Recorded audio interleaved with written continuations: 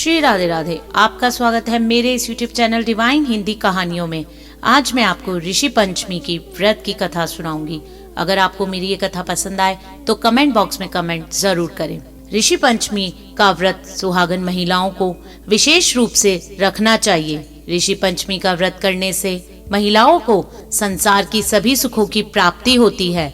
इस दिन महिलाओं को व्रत का पूरा लाभ प्राप्त करने के लिए भविष्य पुराण में वर्णित ऋषि पंचमी की कथा का पाठ जरूर करना चाहिए, तभी उनका व्रत पूर्ण होता है।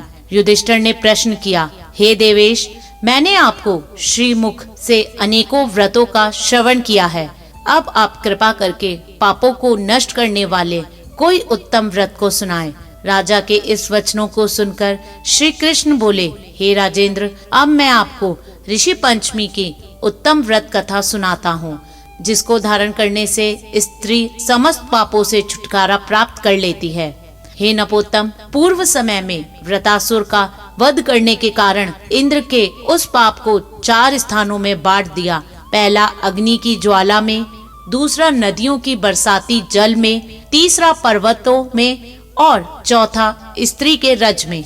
उस रजस्वला धर्म में जाने अनजाने में उनसे जो भी पाप हो जाते हैं, उसकी शुद्धि के लिए ऋषि पंचमी का व्रत करना उत्तम है। यह व्रत समान रूप से चारों वर्गों की स्त्रियों को करना चाहिए। इसी विषय में एक प्राचीन कथा का वर्णन करता हूँ।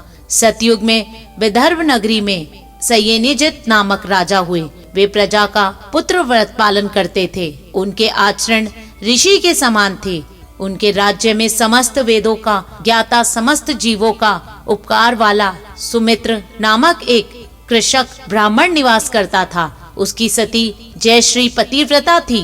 ब्राह्मण के अनेक नौकर चाकर भी थे। एक समय वर्षा काल में जब वह साध्वी खेती के कामों में लगी हुई थी, तब वह रजस्वला भी हो गई। हे राजन, उसे अपने रजस्वला होने का भास हो गया, किंतु फिर भी वह घर गृहस्थी के कर्मों में लगी रही।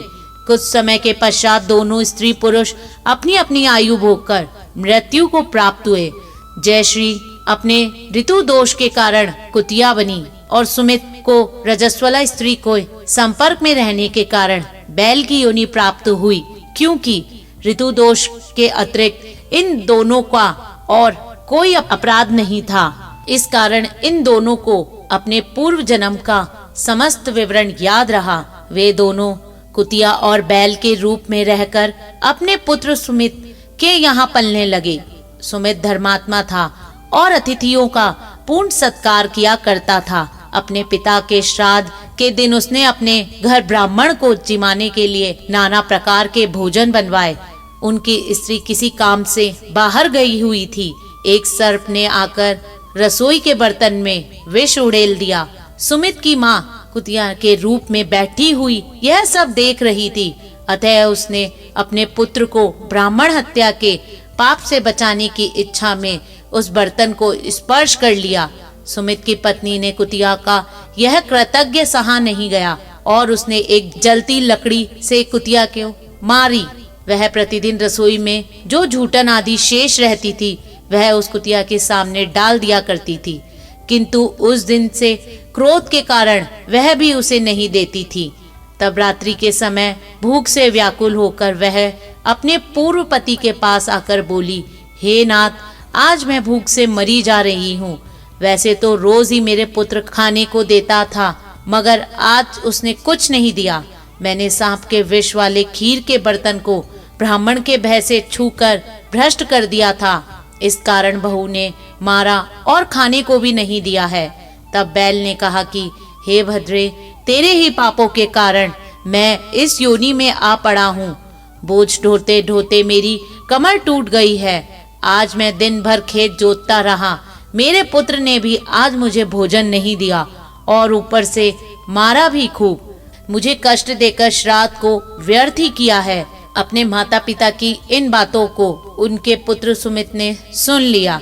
उसने उसी समय जाकर उनको भरपेट भोजन कराया और उनके दुख से दुखी होकर वन में जाकर उसने ऋषियों से पूछा कि हे स्वामी, मेरे माता पिता किन कर्मों के कारण इस योनि को प्राप्त हुए हैं। सुमित ने उन वचनों का श्रवण कर सर्वतपात नामक महर्षि दया करके बोले, हे पूर्व जन्म के तुम्हारी माता ने अपने उच्छलखल स्वभाव के कारण रजस्वला होते हुए भी घर गृहस्थी की समस्त वस्तुओं को स्पर्श किया था और तुम्हारे पिता ने उनको स्पर्श किया था। इसी कारण वे कुतिया और बैल की योनि को प्राप्त हुए हैं। तुम उनकी इस मुक्ति के लिए ऋषि पंचमी का व्रत धारण करो। श्री कृष्ण जी बोले, हे राजन, महर्षि सर्वतपा के इन वचनों को श्रवण करके सुमित घर लौट आया और ऋषि पंचमी के दिन आने पर उसने अपनी स्त्री सहित उस व्रत को धारण किया और उसके पुण्य को अपने माता पिता को दिया। व्रत के प्रभाव से उसके माता पिता दोनों ही पशु योनियों से मुक्त हो गए और स्वर्ग को चले गए। जो स्त्री इस व्रत का धारण करती है वह समस्त सुखों को प्राप्त होती है। धन्यवाद। अगर आपको मेरा ये चैनल पसंद आए तो मेरे इस चैनल को लाइक, सब्सक्राइब तथा शेयर करना ना भूलें। श्री राधे राधे।